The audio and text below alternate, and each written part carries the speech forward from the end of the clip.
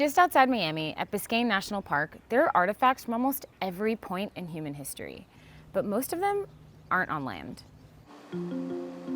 So we are the largest marine park in the National Park Service system. We're approximately 172,000 acres, 95% of which is underwater. Josh Morano is a maritime archaeologist for the National Park Service.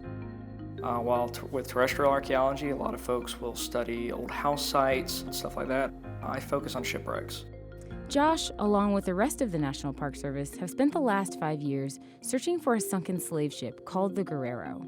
Can you tell me a little bit about the Guerrero? The Guerrero was a Spanish pirate slave ship that had raided several other vessels off the coast of Africa. By this point in history, this is 1827, the importation of slaves was illegal in the United States. The Guerrero was on its way back from the west coast of Africa illegally with slaves when a British warship caught it. The two ships started shooting at each other and a full-blown gun battle broke out. But that ended abruptly when both ships crashed against the reef somewhere near Florida and possibly in Biscayne National Park. 520 of the slaves on board survived the crash, but no one really knew what to do with them. The logical thing, and what most people would say today, is obviously they're shipwreck survivors. We need to take care of them. But there was also the question of how to treat these people, because at the time they didn't see them as people. They weren't sure if they should refer to them as survivors or cargo.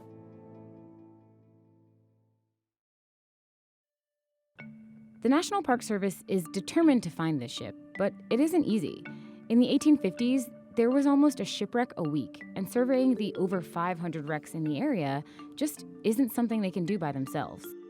You think about how difficult it would be to have 15 trained archaeologists do anything, and imagine the difficulty in putting them all underwater where they can't talk. It makes things inherently more difficult. The National Park Service enlisted the help of Youth Diving with a Purpose. It's a nonprofit that trains teenagers on how to survey sunken shipwrecks, specifically slave shipwrecks. In high school, I wouldn't say that I didn't do my homework, but I didn't keep up with it, so grades were kind of iffy.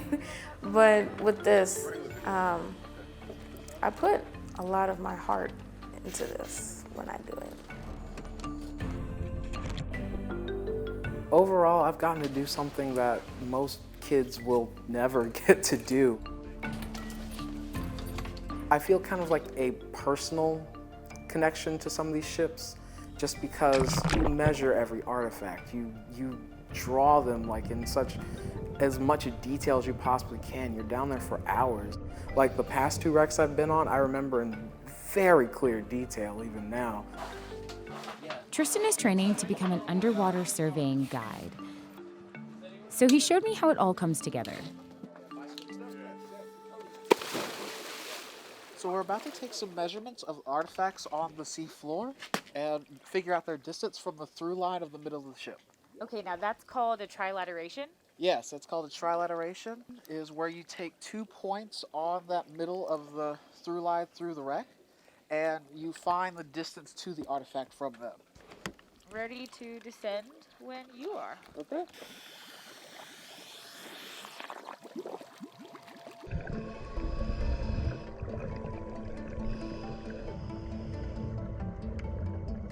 To document a shipwreck, the National Park Service places a long tape measure called a baseline through the center of the wreck site.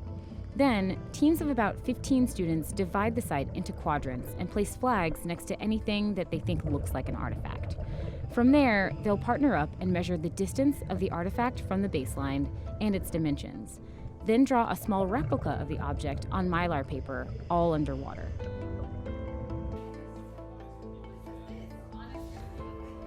On the surface, they'll recreate the entire shipwreck with scale drawings and create a digitized version for the National Park Service. The students and teenagers that are a part of this program, they have gone and helped survey ships that you all suspect could have been the Guerrero. What were those experiences like? They're mission-oriented, and I don't think the gravity of the situation is lost. I think that's really what drives them to come out and really put their heart and soul into working on these shipwrecks. Their dedication is incredible. And one of the reasons for that is the connection to their own lives as descendants of slaves in America. It makes me feel more connected to my past ancestors than what any history class has ever taught me. Being down under the water and being able to, hold on to it just a little bit so you can take that measurement is, oh man, I can't even put it into words. It's really cool. But this is a lot to process at their age. Thinking critically about slavery and what happened during slavery doesn't typically take on such a prominent role in the lives of teenagers. I don't like saying this, but I really like learning about slavery and all that, and all the details and stuff. Like, some people don't like learning about that, but I mean, it sounds interesting to me. Why don't you like saying that? I don't know, I feel weird saying it because, slavery is bad. What makes you think that there's something wrong with liking learning about slavery? I guess mostly because I'm a Black girl saying that I like learning about slavery, about my people being oppressed.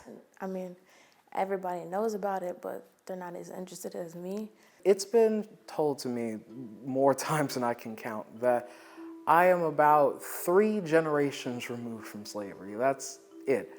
And I think that it's helping me see the fact that my great-great-grandfather was in fact a slave. I mean, it helps me connect with that better in some way. How does it feel for you going down on some of these ships and thinking about the possibility that your ancestors could have come to America on one of them? I mean, it makes me feel angry that this is something that happened.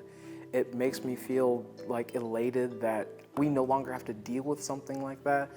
It is confusing that people would even have done something like that, but It seems like you're struggling with having pride in doing this kind of work, but also being sad about slavery and about that being a part of your ancestry and history. the thing is that it's a really fun thing to do. But I mean, I feel kind of wrong enjoying something that caused misery for others. It's a really hard thing to accept. And I mean, when I go down, I at least try to remember that a finite number of people, they drowned right here. You know, the history of slavery, the history of the Guerrero, it's American history. And so we all own it, and it's all part of us. But my ancestors were not on that ship. So for the potential of these folks to have a direct line to that, it provides, while it's all of our history and it's all of our story to share and to research, it obviously is different for these students who may have descended from folks on this ship.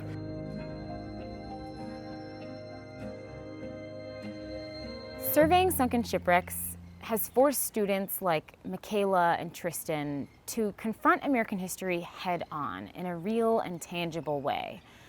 Their introduction to adulthood is now deeply intertwined with an internalized appreciation for slavery. And while that can be difficult to process, as they both head off to college, the thing that stands out most is their ancestors' resilience. I like learning about my history and what people have gone through so I can be here now. It's made me think that once I've gotten myself into my secured path and way to my career, that I can really make a difference out in the world. I